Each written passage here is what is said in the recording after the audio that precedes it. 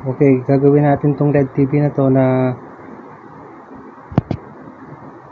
yung backlight nya. Magpalit tayo ng backlight.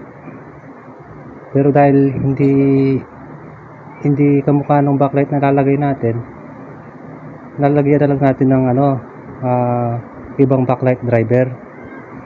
Kakabit natin yung gagawin nating DIY na backlight driver. Ito yung gagamitin nating mga pyesa. Ito matipid na to. Yung mga backlight natin sigurado magtatagal pa. Ito yung pinakabagandang backlight driver. Kung wala tayong pang backlight driver, ito yung magandang gamitin. Ito, bali ano tayo, gagamit tayo ng diode. Ito galing to sa bombilya ng ilaw. Ginamit ko lang dito yung kanyang diode tsaka yung capacitor. Tapos ito naman yung capacitor ng electric fan na 2UF. Ito yung gagawin natin line 1. Tapos itong relay, ito naman yung gagawin nating relay, 12 volts 5 pins. Mamaya ipapaliwanag sa inyo paano natin gagawin yan. Bali ito sinetap ko na to para diretso ko nang ikabit. Ang ginawa ko lang dyan, yung dalawang wire na ton, dalawang wire na tong black para ito sa AC to 20 volts. Ngayon yung nakakonect yan sa diode, sa AC ng diode. Yan, diode na maliit na yan. Tapos yung red at black naman yan, red at saka black, nakakonect naman yung sa output ng diode. Nakakonect din dito sa capacitor na negative positive, na capacitor na 400 volts by 4.7 UF. Ito na yung magiging out natin. Ito na yung magiging out ng ating backlight supply. Ito na yun. Ngayon itong ano naman, relay, 12 volts ito. Dito tayo magkukunik ng isang line para pinaka-switching nya. Yung supply nito, para mag-trigger siya, 12 volts. Dito sa magkabila, left and right. Yung tatlong pin na to, yung dulo-dulo, left and right, yan. Dito tayo magkukunik ng 12 volts. Kukuha naman tayo sa panel ng supply. Yan ito.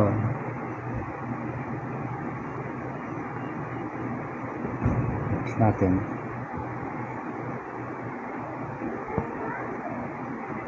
Ito yung panel BCC nya. Natin masyado mabasa, palit masyado. Ayan. Panel BCC nya. Dito tayo magkukunik ng 12 volts. Kaya dito tayo magkukunik. Pag naka-standby kasi yung TV natin, wala pa supply yan. Ngayon, pag in-on natin yung TV, dun pala magkakasupply yan para sa panel. Ngayon, kaya pag nag-on yan, magti-trigger na itong ating relay na to. Kaya pag pinatay natin yung TV, mamamatay din yung backlight. Tapos pag on natin, bago-on din. Kaya sabay lang ang TV na sisindi at saka yung backlight. Hindi tayo pwede kumuha sa kanyang main power na 12 volts. Kasi pag saksak pa lang natin yan, mag-on na yan. Kasi meron ng supply agad kahit na naka-standby pa lang. Kaya dito tayo kukuha ng supply na 12 volts. Dahil ito, pag nakapatay, wala ring supply. Pag nakasinte, doon lang magkaka-supply. Ngayon, kakabit na natin. Mamaya, gagawan ko rin yung diagram. I-set up ko muna. Papakita ko na lang mamaya sa inyo kung paano ko i-set up. Okay.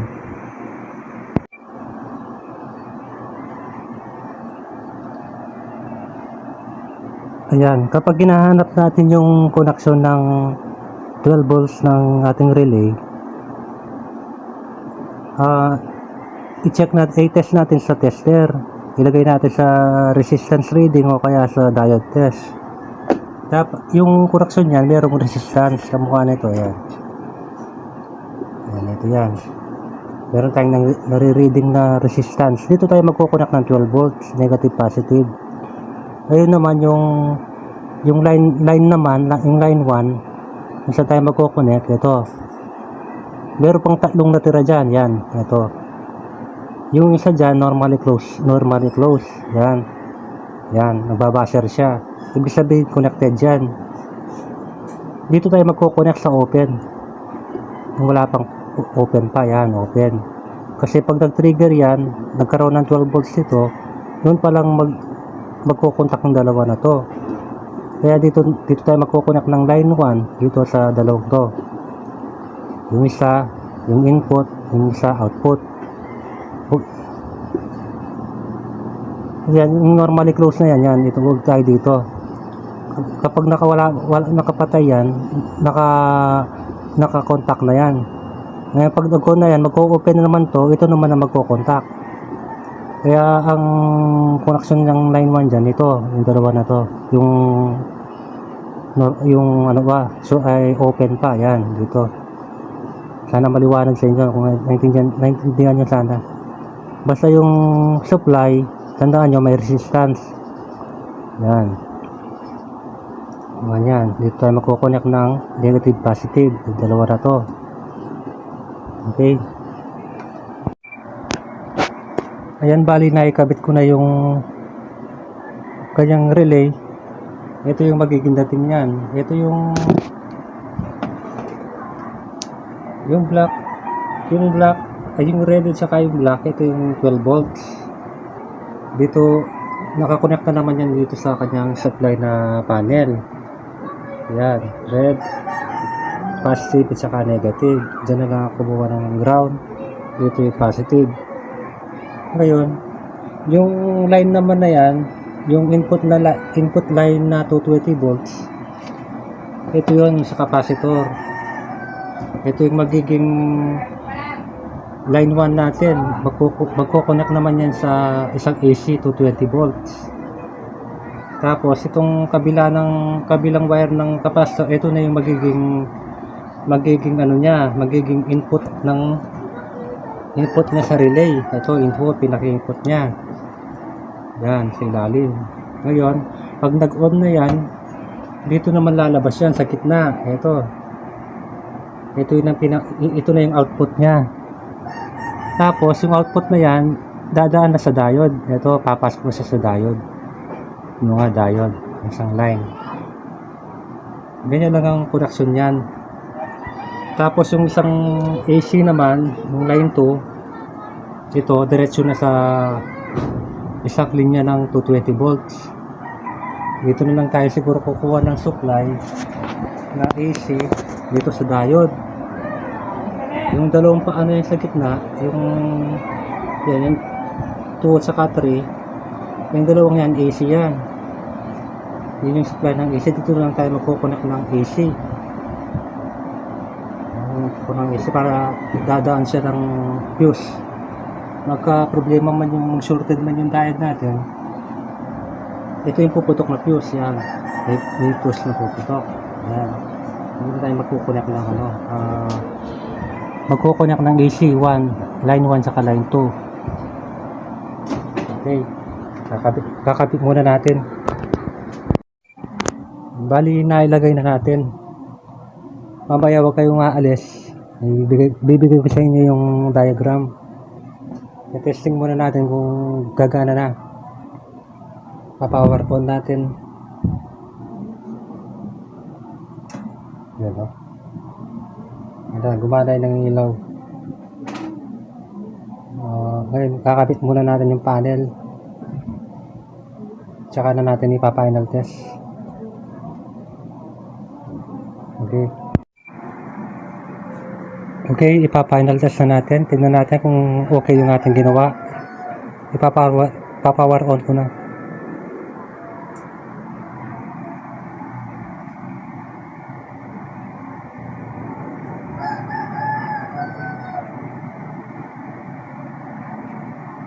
Yan, okay na. Yung backlight driver na to, nag auto auto bolts din to.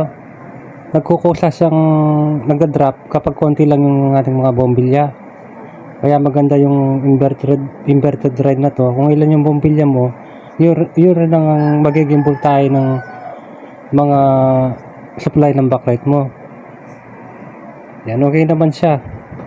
Ngayon, papakita ko na sa inyo yung diagram kung paano ko ginawa yung yung kanyang inverted drive.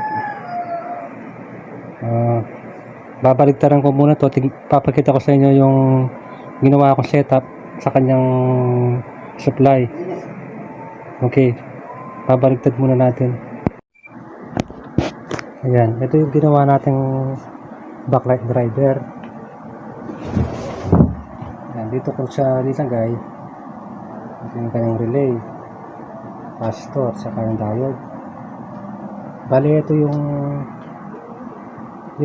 red black, nakakonect yan sa panel supply, 12 volts supply ng panel yan.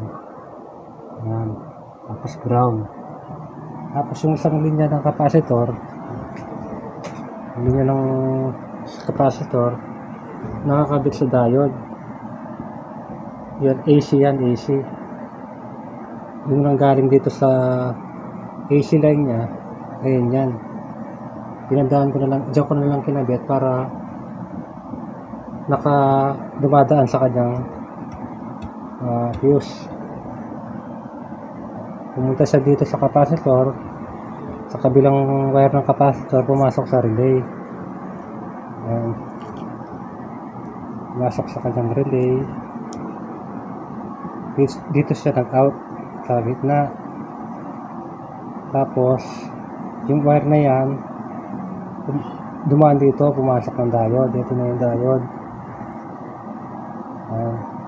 Isang linya natin. Tapos yung isang linya naman na yan, direkta na yan sa isang AC pa, AC line. Ayan. Ano ba yan? AC. Ayan. Ganyan lang. Gagawin ko na lang ng diagram para mas maliwanag. Sasarado ko lang ito. Tapos gagawa na ako ng diagram.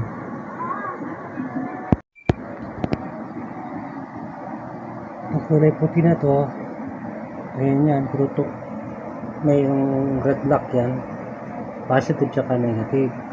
Yung out ng diode na yan, diretso na yan sa backlight. Ayan, backlight na yan. Okay. Ito na mga idol, yung diagram. I-screenshot nyo na lang para mapag-aralan nyo. Pero ipapaliwanag ko rin sa abot ng aking makakaya. Bali, ito yung kanyang source na 220 volts na AC, isang kuryente, line 1 tsaka line 2. Yung line 1 na yan, pumasok ng electric pang capacitor yan dito. Tapos yung kabilang terminal ng capacitor, pumasok naman sa relay. Tapos yung out niya yung sa gitna, ito na yon, ito yung out niya, yung gitna na yan. Pumasok yan sa diode, line 1, yan, pumasok sa diode yan. Pag nag-switch na yan, magkakakontak yung dalawa, papasok naman yung line na yan sa diode, AC yan. Tapos yung isang AC na 220 volts, didiretso lang yan sa didiretso na yan sa diode. Didiretso na yan sa diode. Ngayon, para mag-trigger tong ating relay, kailangan yan magkakasupply ng 12 volts. Kung saan tayo kukuha ng supply ng 12 volts, kailangan kumuha tayo dito sa panel. Pwede sa top board, pwede rin sa main board. Depende kung saan yung madaling makakabit yung supply. Kasi yung supply na 12 volt ng panel, pag naka-standby yung TV, wala pang voltahe yan. Wala pang lumalabas sa voltahe dyan. Kaya kahit naka-standby yung TV natin, naka-off pa yung backlight natin. Ngayon, pag inon natin yung TV, doon pala magkakasupply yung 12 volt ng panel. Kaya dito tayo kukuha ng supply. Itong positive na to, dito sa isang pin. Yung tinuro ko sa inyo kanina, yung pag tinest natin sa tester, yung merong resistance. Yung dalawa na to. Yan, kahit magkabaligtad, kahit mailagay mo pa sa kabila, yan parehas din yan, gagana din yan. Kahit magkabaligtad dyan. Importante dyan, 12 volt DC. Tapos yung negative, sa isang paa, yan. Tapos pag nag-on na yan, siyempre, pagkukontak na lahat ng mga ano na yan, mga wire na yan, yan, papasok na sa diode yung dalawang supply na yan, yung 220. Siyempre magkakasupply na yung out ng diode. Ito yon, diode, negative at positive. Yung out ng diode na yan, yun na yung magiging supply ng ating backlight. Yan, diretso na sa backlight yan. Yan na yung supply ng backlight natin. Pero pag nagtatap kayo ng mga ganyang setup, kailangan bago nyo sundian yung unit nyo, kailangan intact na lahat ng mga connection, yung nakainang na lahat. Hindi yung pag naka-on na, doon mo pa ikakabit, mapupundihan tayo ng ilaw. Kailangan dyan, bago nating isindihan yan, naka-intact na lahat yan, naka-connect na lahat yan, nakainang na. Huwag natin gagawin yung i-on natin tapos ilalagay natin yung wire, hindi, mapupundihan tayo ng ilaw nun. Kailangan nakakontak na yan. Yan, kung hindi nyo pa nakuha yung napaliwanag ko, pwede yung screenshot siya, pag-aralan nyo. Yun lang naman ang connection yan, kung saan sila nakatapat, yun na yun. Kaya kumuha lang tayo sa board ng diode, yung supply ng diode sa gate na diode, kasi linya yun ng AC.